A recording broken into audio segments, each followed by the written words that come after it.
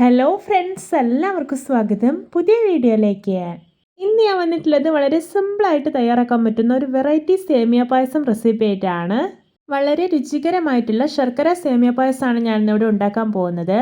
Video കണ്ടിട്ട് ഇഷ്ടപ്പെടുവാണെങ്കിൽ like ചെയ്യുക, ഷെയർ ചെയ്യുക, കമൻറ്റ് ചെയ്യുക, ചാനൽ സബ്സ്ക്രൈബ് ചെയ്യാനും മറക്കരുത്. പിന്നെ ഫേസ്ബുക്കിലൂടെയാണ് വീഡിയോ കാണുന്നതെങ്കിൽ പേജ് ഫോളോ കൂടി ചെയ്യണേ. ഒപ്പം നമുക്ക് നേരെ വീഡിയോയിലോട്ട് പോവാം. ആദ്യം ശർക്കരപ്പാനി റെഡിയാക്കാം. അതിനായിട്ടൊരു പാനിലോട്ട് 2 അച്ച് ശർക്കര ഒഴിച്ചു കൊടുക്കാം. ഇനി ഇതിലോട്ട് 1/2 ഗ്ലാസ് വെള്ളം ഒഴിച്ചു കൊടുക്കാം. ഇനി ഇത് നന്നായിട്ടൊന്ന് തിളച്ച് ശർക്കരയൊക്കെ ഒന്ന് മെൽറ്റായി വരട്ടെ. ഇപ്പോൾ ഇതാ ശർക്കരപ്പാനി റെഡി ആയിട്ടുണ്ട്. ഇനി ഫ്ലെയിം ഓഫ് ആക്കിയിട്ട് ഇത് മാറ്റി വയ്ക്കാം. ഞാനിവിടെ ഒരു കടായി ചൂടാക്കി എടുത്തിട്ടുണ്ട്. ഇനി ഇതിലോട്ടൊരു 1 ടേബിൾ സ്പൂൺ നെയ്യ് ഇട്ട് കൊടുക്കാം. നെയ്യ് മെൽറ്റായിട്ട് വരുമ്പോൾ കുറച്ച് അണ്ടിപ്പരിപ്പ് മുന്തിരി ഇട്ട് കൊടുക്കാം. എന്നിട്ടൊന്ന് ഫ്രൈ ചെയ്തെടുക്കാം. അപ്പോൾ ഇത് പാകമായിട്ടുണ്ട്. ഇനി ഇതൊരു ബൗളിലേക്ക് കോരി മാറ്റി വയ്ക്കാം. ഇനി ഈ സെയിം കടായിലോട്ട് ഈ ഒരു ഗ്ലാസ്സിൽ 1 ഗ്ലാസ് സേമിയ ഇട്ട് കൊടുക്കാം. എന്നിട്ടൊന്ന് റോസ്റ്റ് ചെയ്തെടുക്കാം. നന്നായിട്ട് ഡീപ്പ് റോസ്റ്റ് ചെയ്യേണ്ട ആവശ്യമൊന്നുമില്ല. സേമിയ ചെറുതായി ഒന്ന് മുരിഞ്ഞ് കിട്ടിയാൽ മതി. അപ്പോൾ ഇത് പാകമായിട്ടുണ്ട്. ഇനി ഇതിലോട്ട് പാൽ ഒഴിച്ചു കൊടുക്കാം.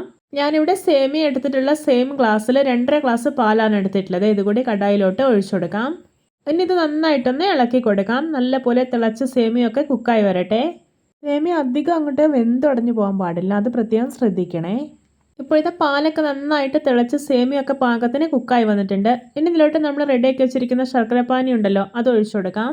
ഇനി ഇത് ഇളക്കി യോജിപ്പിച്ചെടുക്കാം. ഈ ശർക്കരപ്പാനിയൊക്കെ ഒന്ന് നന്നായിട്ട് വറ്റി കുറുകി വരണം.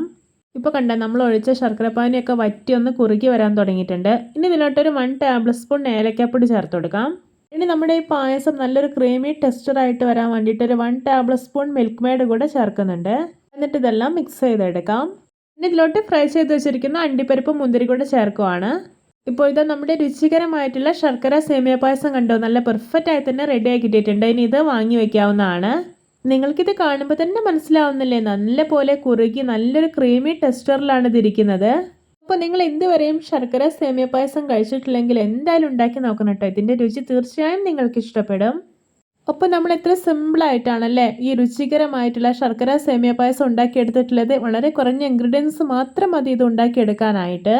അപ്പോൾ എല്ലാവർക്കും എൻ്റെ വെറൈറ്റി ആൻഡ് ടേസ്റ്റി ശർക്കര സേമിയ പായസം റെസിപ്പി ഇഷ്ടപ്പെട്ടെന്ന് വിചാരിക്കുന്നു. ഇഷ്ടപ്പെട്ടാൽ സപ്പോർട്ട് ചെയ്യാൻ മറക്കരുത്. അപ്പോൾ ഇതുപോലെയുള്ള വെറൈറ്റി വീഡിയോകളായി നമുക്ക് വീണ്ടും കണ്ടുമുട്ടാം. Okay, bye bye.